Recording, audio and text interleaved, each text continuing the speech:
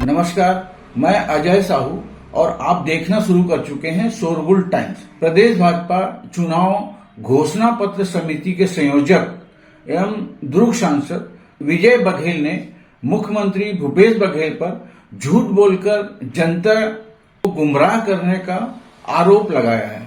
उन्होंने रविवार को जिला भाजपा कार्यालय में मीडिया से चर्चा करते हुए कहा कि पीएम मोदी ने रायपुर आगमन पर 7 जुलाई को उनके साथ मुख्यमंत्री भूपेश बघेल द्वारा मंच साझा किया गया था।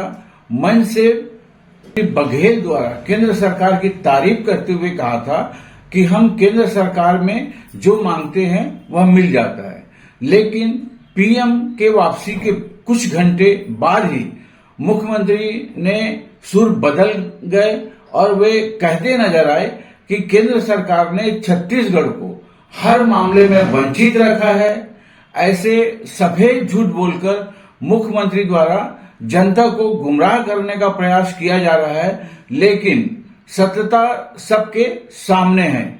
भूपेश बघेल सरकार में किसान, युवा बेरोजगार, महिलाएं व कर्मचारी परेशान हैं।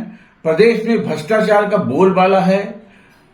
यह सत्यता छुपाया नहीं जा सकता। धान खरीदी के मुद्दे पर दुर्ग सांसद बघेल ने मुख्यमंत्री पर निशाना साधते हुए कहा कि छत्तीसगढ़ का 80% धान केंद्र सरकार खरीदती है और कुल भुगतान का 3/4 से ज्यादा हिस्सा केंद्र सरकार द्वारा किसानों को भुगतान किया जाता है। छत्तीसगढ़ सरकार 2500 रुपये प्रति क्विंटल धान खरीदी करने का झूठी वाहवाही बटोर रही है। असल में धान खरीदी के समर्थन मूल्य का भुगतान केंद्र सरकार द्वारा किया जाता है। राज्य सरकार किसानों को केवल 460 रुपये बोनस राशि के रूप में दे रही है। वह भी बोनस राशि का भुगतान 4 किस्तों में किया जा रहा है। राज्य सरकार द्वारा 107 लाख मीट्रिक टन धान खरीदने का वादा सफेद झूठ है। चुनाव नजदीक आने पर अब 2800 रुपये समर्थन मूल्य में 20 क्विंटल धान खरीदी करने का नया झूठ बोलकर किसानों को भ्रमित किया जा रहा है, जिसकी सच्चाई प्रदेश की जनता के सामने आ चुकी है। भाजपा के चुनावी घोषणा पत्र में जुड़े सवाल के जवाब में विजय बघेल ने कहा कि विधानसभा चुनाव के लिए भाजपा सबका साथ सबका विकास की तर्ज पर घोषणा पत्र तैयार करेगी। घोषणा पत्र में हर वर्ग का ध्यान रखा जाएगा। शोरगुल टाइम्स ने सांसद बघेल के इस प्रेस कॉन्फ्रेंस को अपने वीडियो में कवर किया है। आप देखें और इस चैनल को सब्सक्राइब करते हुए वीडियो को लाइक करना ना भूलें। नमस्कार, धन्यवाद।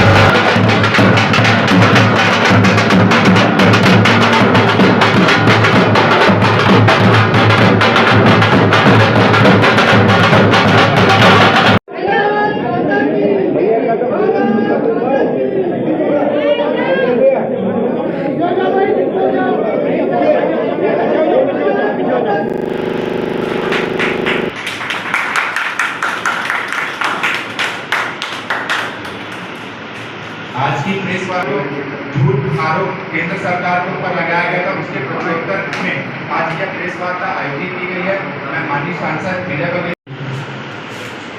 पत्रकार बंधुगण, आप सबका मैं हृदय से स्वागत करता हूँ, धन्यवाद करता हूँ। और आप सब बहुत कम समय की सूचना में हमारे बीच पधारे, इसके लिए आप सबका आभार व्यक्त करता हूँ। बहुत कार्य कर भारतीय जनता पार्टी का आयोजित की गई और हमारे देश के लिए बड़े कुछ श्रेष्ठता के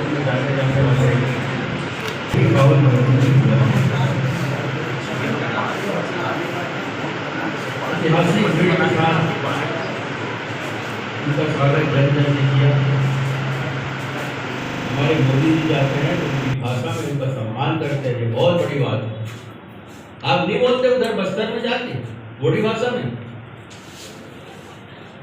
आप सरगुजा भाषा में वहां जाके नहीं बोलते। कितने प्रमाण हैं, हम दिखा दें।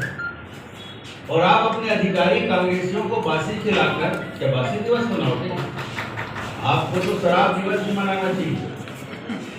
अधिकारों को गली गली भी कराया, उसका भी बनाओ।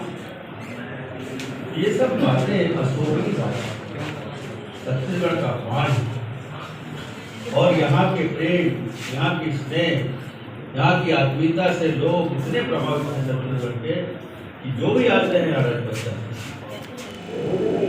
वर्तमान जो सरकार है उसके घोषणा पत्र झूठ का पुलिंदा था और हम लोग झूठ बोल के सरकार में आना नहीं चाहते।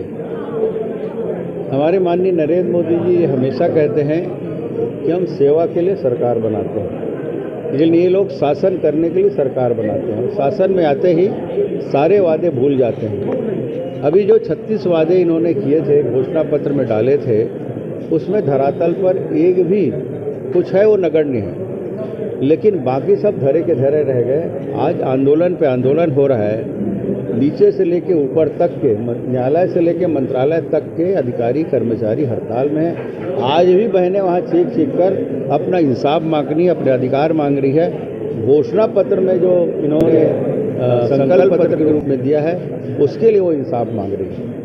किस तरीके से देखते हैं, देखा जा रहा है? देखिए, ये समय और वक्त के तकाजा का ये मांग है और हम लोग जब बैठेंगे, विचार विमर्श होगा, तब उस पर निर्णय होगा। अभी से कुछ कहना ठीक नहीं है, क्योंकि कल ही मुझे ये दायित्व मिला है, समिति गठित हुआ है। हम लोग बैठक दर बैठक बैठेंगे, विचार आएंगे, लोगों से भी हम जन जन से इसके बारे में राय लेंगे। बहुत सी बातें और है उसके लिए बारे में राय लेंगे। जो इसके किसी भी, चाहे स्वास्थ्य के, शिक्षा के, चाहे बेरोजगारों के, महिलाओं के, खिलाड़ियों के, लोक कलाकारों के, पत्रकारों के, इन सब के बारे में क्या होना चाहिए और क्या अच्छा हो सकता है, कैसे इनका जीवन स्तर हम सुधार सकते हैं, आर्थिक रूप से इनको कैसे हम मदद दे सकते हैं, इन सब बातों का उल्लेख उसमें होगा। और जो अभी एक मूल बातें हैं कि शराबबंदी ना करने पर भी जो आंदोलन हम कर रहे हैं, ये जन आंदोलन के रूप में क्यों नहीं आते? क्यों महिलाएं आगे बढ़कर आज इसका मुंहतोड़ जवाब देती हैं? मतलब एक प्रश्न चिन्ह लगा हुआ है शराब के ऊपर। वो भी कीमत बढ़ने के बाद भी जो पीने वाले लोग हैं उनके मन में आक्रोश क्यों नहीं है? ये होना चाहिए। और इसीलिए घमंड भरे शब्दों में ये सरकार घमंड से चोर, एक कुटिल हंसी हंसते हुए हमेशा इस बात को वो कहते हैं कि मन में ऐसे विचार रहते होंगे, उसके मुंह में तो नहीं आ पाता, कई बार आ भी जाता है। मतलब हमने अच्छा बेवकूफ़ बनाया लोगों को और भ्रष्टाचार का हमारा अड्डा बना दिया शराब को। इस तरह के भाव आते होंगे। जब हंसते हैं तो लगता है कि वो खुल के हंसी, जो निश्चिंत हंसी होती है ना, जो मुस्कुराहट होती है, वो उसके चेहरे में नहीं है मुख्यमंत्री। तो ये हमने देखा है और जनता ने देखा है। तो कांग्रेस की घोषणा नकल करके हम घोषणा पत्र नहीं बनाएंगे, हम अकल लगा के बनाएंगे। हम नकल पे विश्वास नहीं करते। हम तो हमारे जो प्रधानमंत्री जी है, माननीय यशस्वी प्रधानमंत्री माननीय नरेंद्र मोदी जी, वो सबका साथ, सबका विकास, सबका विश्वास और सबका प्रयास, इस भाव के साथ वो काम करते हैं और उसी भाव के अनुसार हम इस घोषणा पत्र को बनाएंगे। क्या माना जाए? ऐसा नहीं है कि एक पद के लिए दूसरे पद को का आकलन करें। पार्टी जो भी आदेश करती है, हम सबका कर्तव्य है उसका पालन करना। मैंने जैसे पहले ही कहा, एक छोटे से भारतीय जनता पार्टी के सिपाही को इतना बड़ा दायित्व दिया है, ये बहुत बड़ी बात है मेरे लिए, मेरा सौभाग्य है और मैं हमेशा पार्टी का ऋणी रहूँगा। एक माँ के रूप में पार्टी को पूजूंगा और जो भी मेरे अच्छा करना होगा मेरे को, वो सब मैं अपनी व्यक्तिगत रूप से करूँगा। आपने कहा कि कांग्रेस को घोषणा पत्र बनाने वाला बनाया है, तो बनाने वाले नहीं हैं, उनकी भावनाओं को ठेस लगी है, वो खुद उससे अलग हुए हैं। वो खुद बोले हैं कि अब मैं घोषणा पत्र की जवाबदारी नहीं लूँगा, क्योंकि पीड़ा दर्द उनके मन में भी है।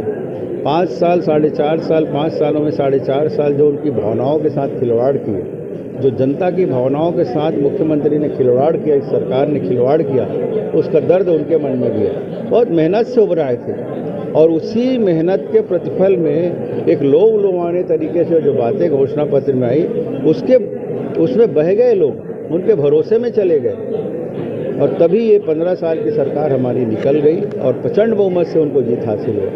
लेकिन आज विश्वासघात हुआ है।